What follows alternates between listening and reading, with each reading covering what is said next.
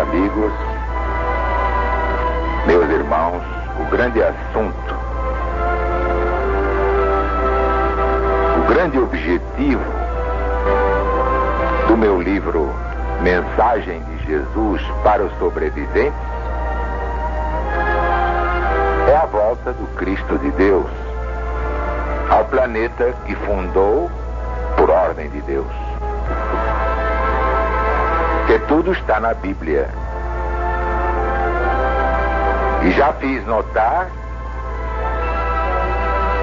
que a Bíblia só é divina na parte profética. Deus nada tem a ver com a parte humana. Os homens são sempre essa miséria que está aí. Estão procurando evoluir, mas ainda são essa tristeza ambulante que está aí. De Deus mesmo é a parte divina, chamada profética. Ninguém aponta um erro numa profecia divina através dos seus grandes profetas, desde Moisés. E Moisés profetizou a vinda de Jesus. Vamos então começar pelas profecias da vinda de Jesus, conforme está no volume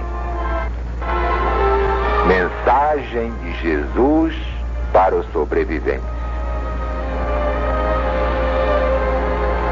Em sua obra A Próxima Vinda de Jesus, publicada em 1946, escreveu J.A. Leite de Castro. A volta de Jesus ao mundo pela segunda vez é assunto da maior atualidade, aquele que deve ser pregado com intensidade em toda a terra para avivar a memória dos negligentes e dos que se acham afastados de Deus.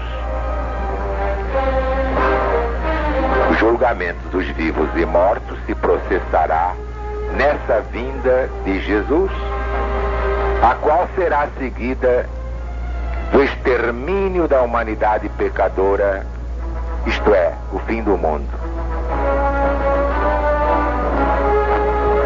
Como Jesus, ao anunciar sua volta,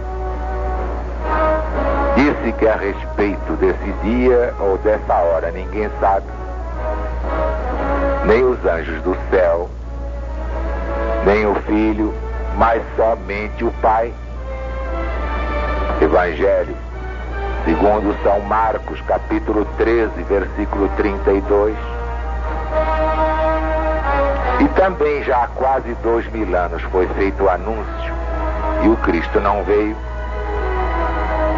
Concluem uns que Jesus não virá.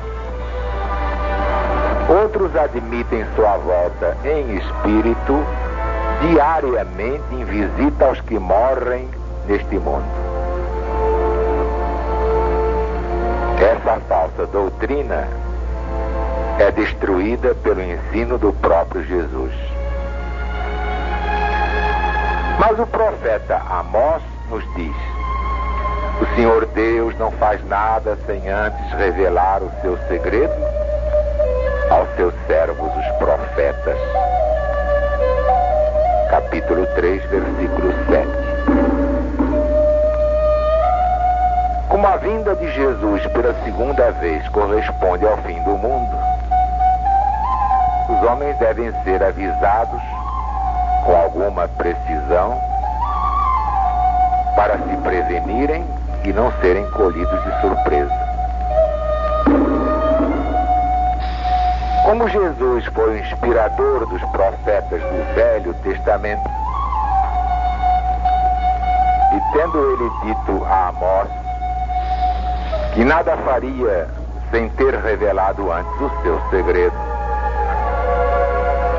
não poderia agora, quando falava a seus discípulos, faltar ao compromisso tomado de revelar o segredo de sua volta, marcando-lhe um prazo limitado, dentro do qual ele voltaria com poder e majestade.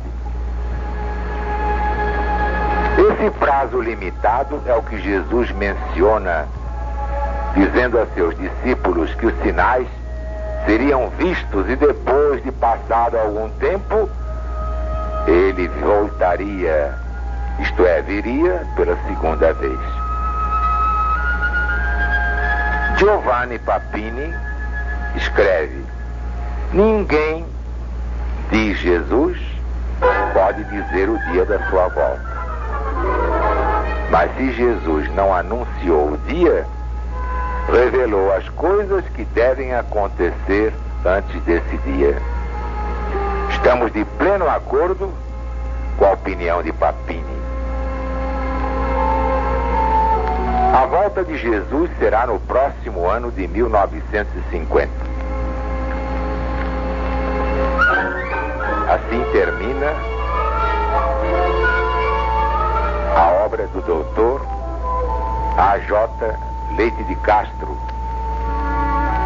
falecido há alguns anos em nosso país. Como vemos, o autor tangenciou a realidade.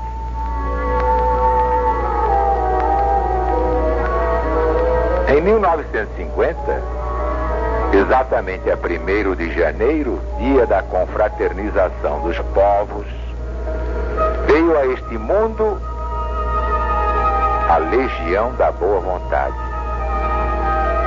E a LBV é o novo nome de Jesus. Quanto aos salvos, que diz o Divino Mestre? Convém reler a oração de Jesus ao Pai, no capítulo 17 do seu Evangelho segundo São João, que eu sintetizei para as joias do bom pensamento. Pai, é chegada a hora. Glorifica teu Filho, para que o Filho te glorifique, pois lhe conferiste autoridade sobre toda a terra, sobre toda a carne, a fim de que ele conceda a vida eterna a todos os que lhe deste. E a vida eterna é esta: que te conheçam a ti, o único e verdadeiro Deus, e ao Cristo que enviaste. Eu te glorifiquei, consumando no mundo a obra que me confiaste para fazer. E agora, Pai, glorifica-me contigo mesmo, com a glória que eu tive junto de ti antes que houvesse mundo. Revelei teu nome aos homens e mulheres que me deste na terra. Eram teus e os confiaste a mim, e eles estão vivendo de acordo com a tua palavra. É por eles que eu rogo. Não rogo pelo mundo, mas por aqueles que me deste do mundo, porque são teus. Já não estou no mundo, mas eles continuam no mundo, ao passo que eu vou para junto de ti. Pai Santíssimo, guarda-os em teu nome, para que eles sejam um, como nós somos um. Quando eu estava com eles, sempre os protegi, e nenhum deles se perdeu, exceto o filho da perdição, para que se cumprisse a Escritura. Não peço que os tires do mundo, mas que os protejas do mal. santifica-os na verdade. Tua palavra é a verdade. Não rogo somente por eles, mas também por aqueles que creram em mim, por meio da sua pregação. Eu lhes transmito a glória que me deste, ó Pai, para que eles sejam um, como nós somos um.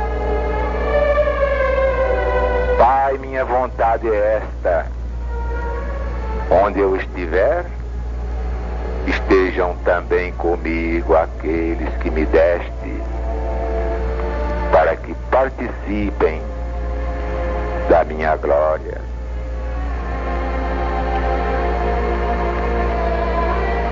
Irmãos legionários prestaram atenção para que se cumprisse a Escritura, isto é, a profecia da traição de Judas, que nela está. Pois que é que temos de ver em primeiro lugar? Em primeiro lugar, o Apocalipse de Jesus segundo São João, porque explica o motivo pelo qual Jesus falou assim.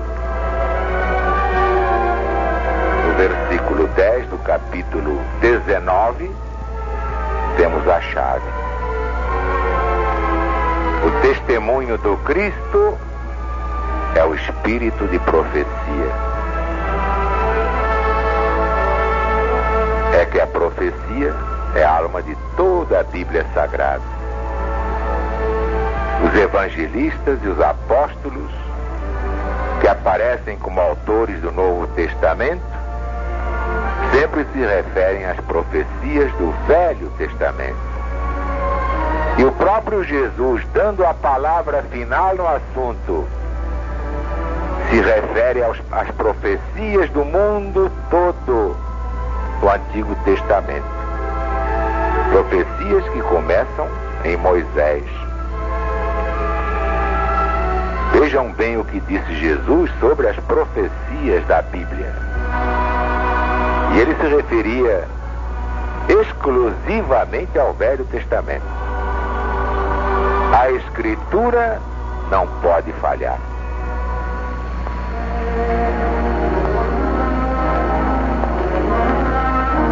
Ora, as profecias cumpridas à risca são a prova da origem divina da Bíblia. Daí as expressões dos autores sagrados do Novo Testamento. Como afirmou o profeta, como está escrito, para se cumprir a Escritura. O próprio Jesus disse, falando de Isaías: hoje se cumpre em mim esta profecia. Portanto, ninguém se iluda. Se a Bíblia está de pé até hoje, resistindo ao materialismo iconoclasta, é porque suas profecias se cumpriram e se cumprem completamente. Com referência a Jesus, todas, desde a forma excepcional do seu nascimento entre os homens, como já explicamos aqui. As profecias do fim do ciclo também se estão cumprindo com espantosa exatidão.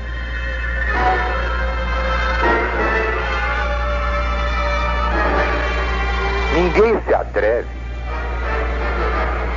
a contestar a infalibilidade de Deus na Bíblia Sagrada, claro, na parte profética.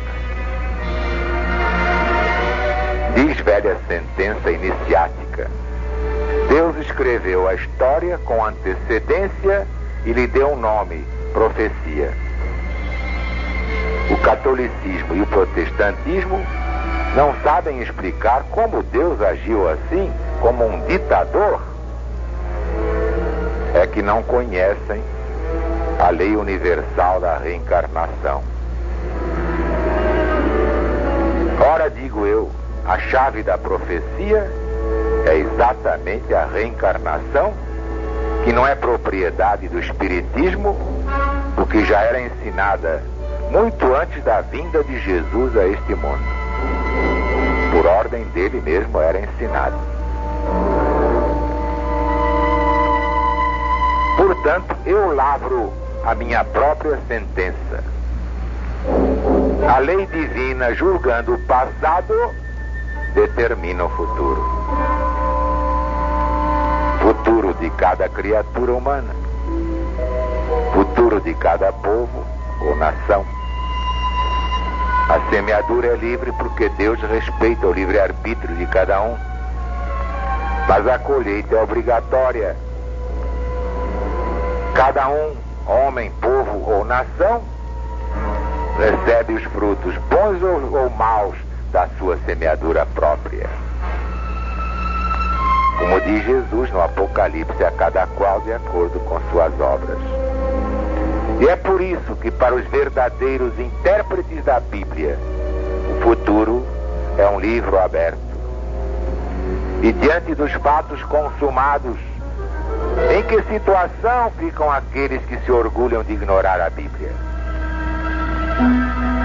Isso explica o desígnio divino da quarta revelação. Ora, espiritismo sem Bíblia seria um corpo sem alma. Advertiu Allan Kardec: a Bíblia está certa, errados estão aqueles que não a sabem interpretar. Os erros da Bíblia são consequência natural do estado evolutivo dos seus autores. Exemplo, Paulo de Tarso, fariseu, filho de fariseu, trouxe do judaísmo para o cristianismo ensinos que se opõem aos do próprio Jesus. Mas são erros pessoais, e nem eram erros para a maioria na época em que foram escritos. Mas essa é a parte humana da Bíblia. Deus não tem nada com isso. A LBV já esmiuçou tudo isso quando tratou de alma e espírito, espíritos de luz entre o bem e o mal, Adão e Eva, o casamento de Caim e tantas outras coisas que o materialismo dialético rejeita na sua concepção de história. Ora, tudo isso explica a necessidade das revelações progressivas, cuja finalidade, traçada pelo próprio Jesus, é corrigir, atualizar a parte humana da Bíblia Sagrada.